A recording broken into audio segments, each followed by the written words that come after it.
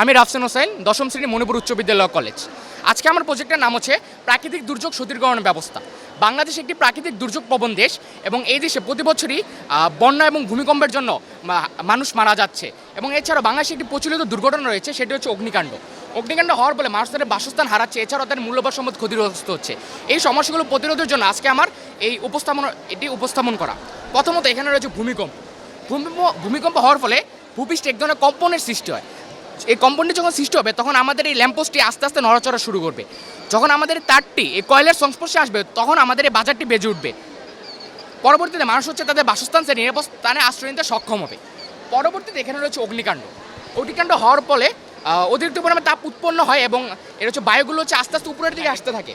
পরবর্তীতে যখন আমাদের সেন্সরে আগুনের সংস্পর্শে আসবে বা বায়ুগুলো সংস্পর্শে, পরবর্তীতে আমাদের বাজারটা বেজে উঠবে, যার ফলে মানুষ তাদের বাসস্থান সেটা দ্রুত নিরাপদ স্থানে যেতে সক্ষম হবে। পরবর্তীতে এখানে রয়েছে বন্যা যখন হয় তখন নদীর পানিগুলো আস্তে আস্তে উপরের স্তরে আসতে থাকে। তখন আমাদের এখানে সেন্সর রয়েছে, সেন্সরের নির্দিষ্ট লেভেল পর্যন্ত যখন পানি এসে স্পর্শ করবে পরবর্তীতে আমাদের বাজারটি বেজে উঠবে, যার ফলে মানুষ দ্রুতই নিরাপদ স্থানে যেতে সক্ষম হবে। এবং আমাদের এই প্রজেক্টের মূল উদ্দেশ্য বাংলাদেশের মানুষকে রক্ষা করা এবং তাদের মূল্যবান সম্পদগুলোকে বাঁচিয়ে রাখা এবং মানুষ যাতে দীর্ঘকাল বেঁচে থেকে বাংলাদেশকে আরও উন্নত করতে পারে, সেই লক্ষ্যে আমাদের এই প্রজেক্টটি আজকে উপস্থাপন করা এখানে।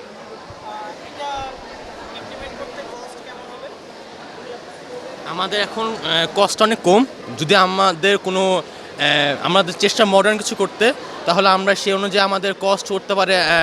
ছোটোখাটোভাবে শুরু করলে এটা সর্বনিম্ন 2000, বাট যে বাস্তবে রূপান্তর করতে চাই কোস্ট বেশি পড়তে পারে। আমাদের হচ্ছে খুবই কম খরচে এটা উদ্ভাবন হয়েছে, যার ফলে আমরা এগুলো চাইলে স্কুল মাদ্রাসাতেও ব্যবহার করতে পারি তাদের নিরাপত্তার স্বার্থে। এছাড়াও যুগ যত যাবে আমরা এটাকে আরও উন্নত করতে পারবো। যেমন আমরা এখানে এআই যুক্ত করতে পারবো, এর ফলে এআই সেন্সর আমরা দিতে পারবো বা ক্যামেরা দিতে পারবো, যার ফলে মানুষ দূর থেকে বসেও নিরাপত্তা সিগন্যাল পাবে এবং মানুষ খুব সহজেই নিরাপদ স্থানে আশ্রয় নিতে সক্ষম হবে।